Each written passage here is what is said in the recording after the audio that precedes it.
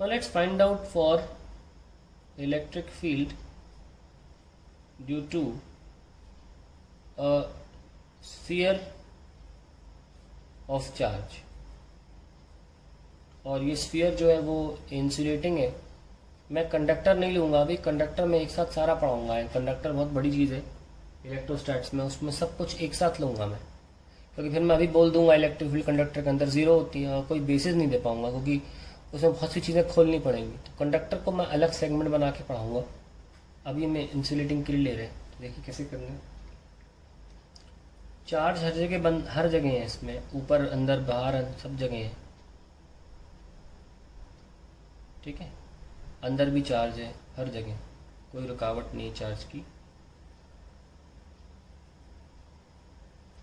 तो इसके लिए हम निकालना चाहते हैं फील्ड. तो सबसे पहले हम बाहर निकालना चाहते हैं. यहाँ पे पॉइंट ऑफ इंटरेस्ट है आर की दूरी पर, और सरफेस का जो रेडियस है बॉल का वो कैपिटल आर है. तो जहाँ पे भी आप निकालना चाहते हो वहाँ पे अपना गॉसियन सरफेस बनाइए. जहाँ भी निकालना चाहते हो उस पॉइंट तक के रेडियस का गॉसियन सरफेस बना लो. बना लिया, और उसके लिए लिखो Gauss theorem, which is E dot D S is, ये जो पूरा चार्ज है ये बाहर अंदर, बाहर सरफेस पे अंदर हर जगह, इस सब में लाके कुछ तो होगा, उसको क्यों लिख लो. अब चाहे यूनिफॉर्म हो नॉन यूनिफॉर्म हो उससे मतलब नहीं है. जब इस सरफेस की बात हो रही है तो ये चार्ज अंदर है. अभी यूनिफॉर्मली डिस्ट्रीब्यूटेड हो चाहे नॉन यूनिफॉर्मली डिस्ट्रीब्यूटेड हो, इस बात से कोई फर्क नहीं पड़ता. ठीक, तो हम क्या करेंगे, ई यहाँ पे इस जगह पर हर जगह जो ई है वो सेम है, तो ई तो कांस्टेंट हो गई ना आर की दूरी पर, तो ई को हम इंटीग्रेशन से बाहर ले सकते हैं. और ds क्या हो जाएगा, गॉस सरफेस का एरिया, गॉसियन सरफेस का, q by epsilon. So E into 4 pi r square is q by epsilon. So ये आ गया 1/4 pi epsilon q by are square. So electric field ultimately कितनी आ गई, के क्यू बाय आर स्क्वायर. ठीक है भाई, ये पार्ट तो हो गया. अब बात करते हैं सर, तो ये कौन सा था, मोर देन दी रेडियस, है ना. अब बात करते हैं हम सेकंड, इसके सेकंड पार्ट की. जब आर इक्वल्स टू आर होगा, ऐसे में E dot D S is equals to Q by epsilon फिर लिखना चाहिए हमको.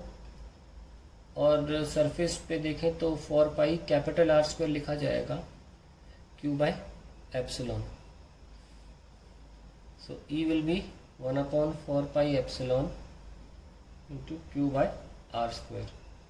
तो आप देख सकते हैं कि k Q by capital R square आया. अब क्योंकि आर छोटा है आर से इस केस में, तो ये जो वैल्यू है ई की ये ज़्यादा होगी पहले वाले से ना.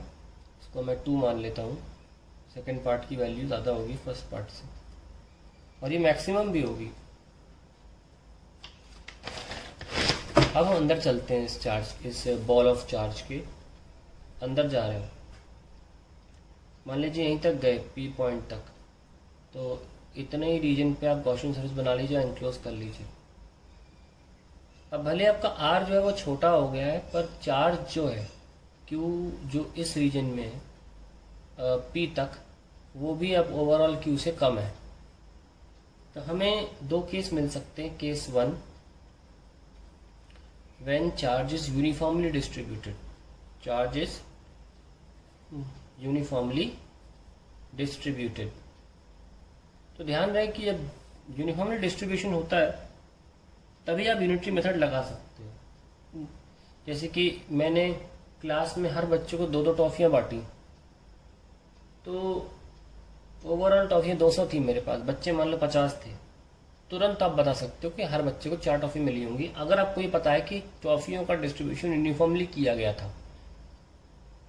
लेकिन अगर नॉन यूनिफॉर्मली किया गया हो तो आप बता सकते हो कि हर एक बच्चे को कितनी मिली थी, असंभव. इसलिए यूनिफॉर्मली डिस्ट्रीब्यूशन में हम क्या करते हैं, यूनिटरी मेथड लगाते हैं. अब क्योंकि ये बॉल ऑफ चार्ज था तो 4/3 पाई आर क्यूब वॉल्यूम होगा, इतने में चार्ज क्यू था.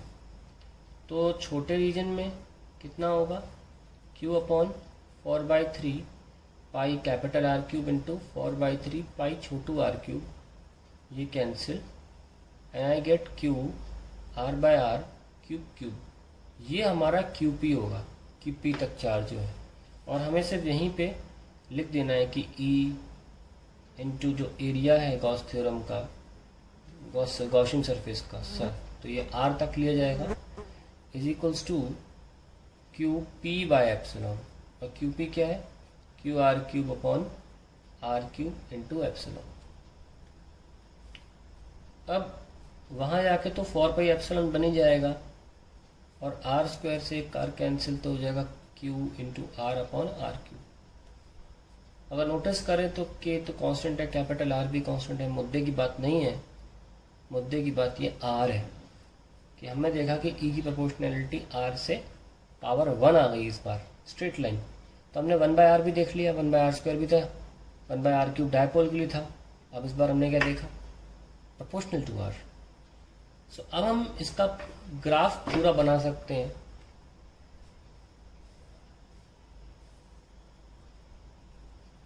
ई वर्सेस आर का ये लीजिए, जब तक कि आप सरफेस पे नहीं पहुंच जाते, और सरफेस पर मैक्सिमम वैल्यू होती है k capital Q by R square, और उसके बाद ये गिरेगा 1/r स्क्वायर से, ई प्रोपोर्शनल टू 1/r स्क्वायर।